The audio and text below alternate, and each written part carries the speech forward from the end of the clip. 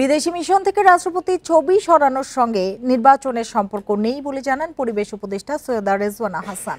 দুপুরে সচিবালয়ে সাংবাদিকদের প্রশ্নের জবাবে তিনি কথা বলেন। তবে এ ঘটনার আসল প্রেক্ষাপট জানেন না বলে উল্লেখ করেন রেজওয়ানা হাসান। বলেন, সরকার যদি লিখিতভাবে কিছু জানাতো সেক্ষেত্রে বিষয়টি আরও পরিষ্কার হতো।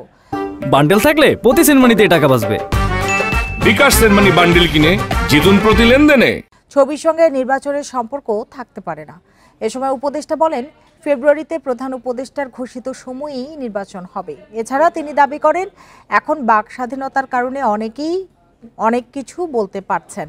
সরকার সবার মতামত নিয়েই সংস্কার কার্যক্রম চালাচ্ছে বলেও জানান পরিবেশ উপদেষ্টা।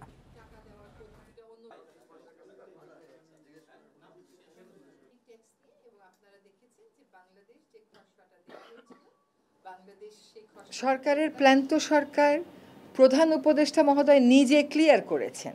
এরপরে বিভিন্ন রাজনৈতিক দলের তাদের নিজস্ব হিসাব নিকাশ আছে, তাদের নিজস্ব রাজনীতি আছে।